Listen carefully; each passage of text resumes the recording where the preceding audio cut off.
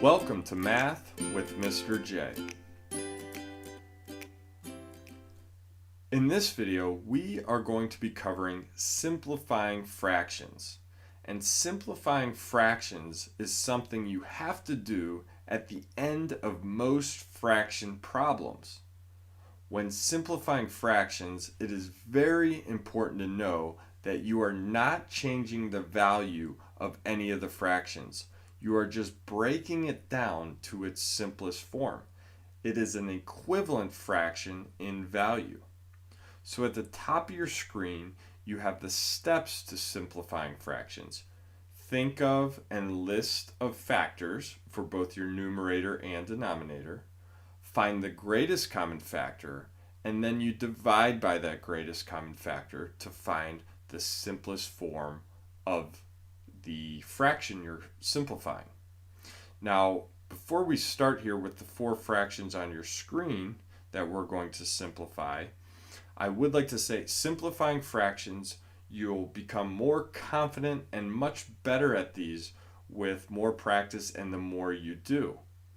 You'll even be able to start doing more of these mentally and start breaking them down once you get the hang of it. But to start off, we're going to list the factors and really write everything out until we get really good at this. So, like I mentioned, you have four fractions on your screen that we're going to simplify. If at any point you feel confident enough to go ahead of me or try some on your own, feel free to do so, or work through all four with me. So let's jump right in to number one. So for number one here, we have 8/12, and we want to break that fraction down to its simplest form. So our first step, we need to think of and list all the factors for 8 and 12. And factors are the numbers that can multiply to get us 8 and multiply to get us 12. So all the facts that equal 8 and 12 are all the numbers. So let's do 8 first. We're going to list all the factors of 8. And whenever you're making a factor list, you want to start with the number 1 and the number itself. 1 times 8 is 8. So we start with 1, and its partner is going to be 8. So I'm going to put some space between that 1 and 8 in case there's any other factors in there that we can add. So let's think. Are there any other numbers or math facts that can get us 8 when we multiply them together?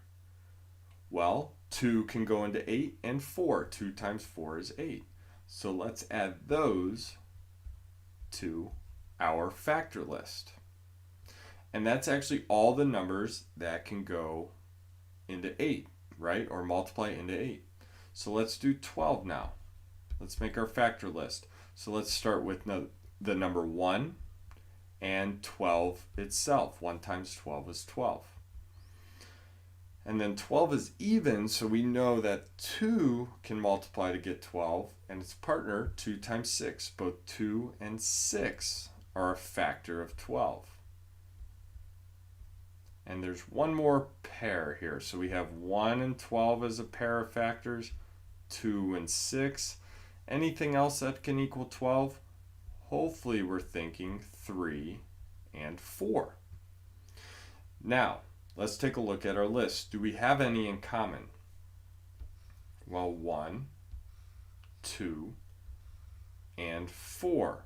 We want to find the greatest common factor, the GCF, the greatest common factor.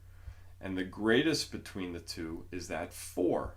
So we're going to divide the 8 and the 12 by that greatest common factor, by the 4. So we need to do 8 divided by 4 and 12 divided by 4, and it's going to give us the simplest form of 8/12. Well, 8 divided by 4 is 2, and 12 divided by 4 is 3. So 2/3 is the simplest form of 8/12. And again, like I mentioned at the beginning of the video, 2/3 is equivalent. It holds the same value as 8/12. We just broke that original fraction down to its simplest form. And a very common or typical question is, how do I know when I am done simplifying? And when you have a numerator and denominator, a top and bottom, that have the only common factor between the two is 1, that is when you're done, when you can't break it down anymore. And the only common factor between 2 and 3 is 1, so this is simplified. So let's go to number 2. We have a 3 and 21. And a common misconception or thought is that if we have odd numbers, then it's automatically simplified. And that's not true. We have a common factor between 3 and 21 where we can break this down. So let's list the factors for 3 and 21. Let's start with 3. So what are the numbers that will equal 3, multiply to equal 3? Well, we know 1, right? 1 times 3 is 3. Are there any other numbers? No. 3 is a prime number, so the only numbers that equal 3 multiplied together are 1 and 3. So let's do 21 now. 21 is composite, the opposite of prime, so there are more than just the number 1 and 21 itself. So let's start with 1 and 21, and I'll put a gap in there because I know there are other factors. Any other numbers that we can think of that can equal 21? Hopefully you're thinking 3 and 7. So we have a common factor of 1 here. Now, if that was the only common factor, that fraction would be simplified. But we have this 3 here, which would be the greatest common factor between the two. So let's divide both the 3 and the 21 by 3. So 3 divided by 3 is 1, and 21 divided by 3 is 7. So 1/7. Now let's double check, are there any other numbers that we can break this fraction down by? No, the only common factor is 1, so this is done and simplified. All right, number 3, we have 10/30. And I'm going to do this one a little bit different because once you get good at these, you can avoid making those list of factors. You can kind of think of those factors in your head and just start breaking the fractions down. So I'm going to do number 3 two different ways here actually. I'm going to do it the way we did on the left here and write the list. So let's do the list for 10, the factors of 10. Well, I know 1 and 10, and I also know 2 times 5 gives me 10. So that's the complete list of factors for 10. So let's do 30. Well, I know 1 times 30 is 30, right? Let's think. I know 2 and 15.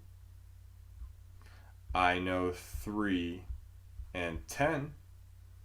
I did not give myself enough space there, so I'm going to write a couple below. I know 5 times 6 is 30.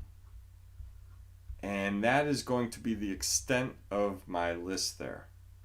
So let's find what the greatest common factor was. Well, they have 1 in common, 2 in common, 5 in common, but the greatest would be this 10 here.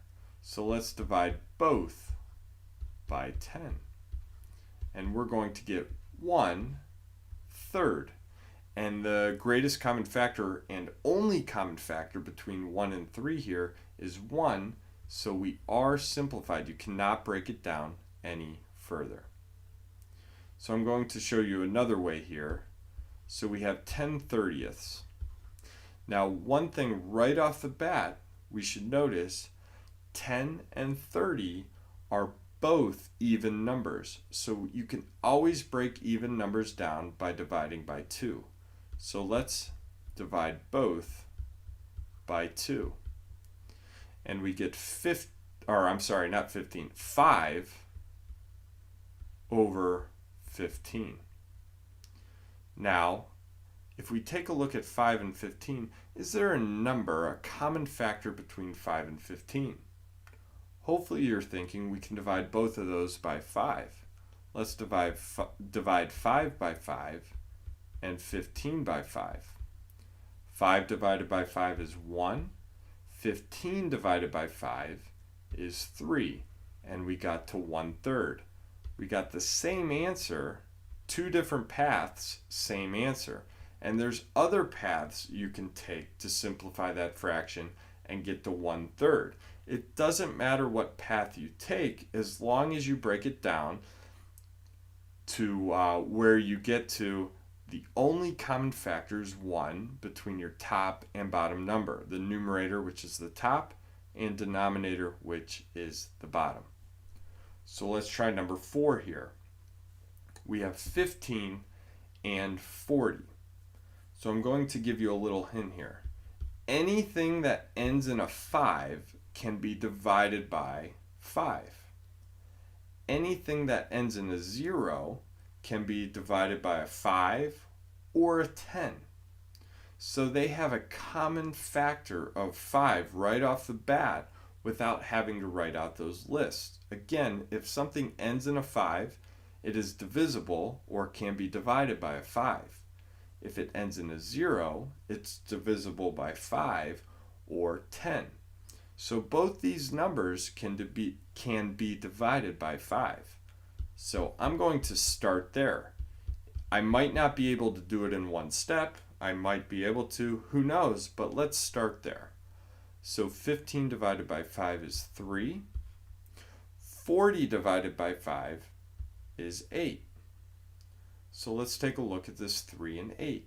Are there any numbers that are a factor of both 3 and 8 besides 1? Well, I know 1 and 3 are the only factors of 3. But 3 is not a factor of 8. So the only common factor between 3 and 8 is actually 1. So this is done. You are simplified with that 3/8. So there you have it. There's how you can simplify fractions. Hopefully that helped. Thanks so much for watching. Until next time, peace.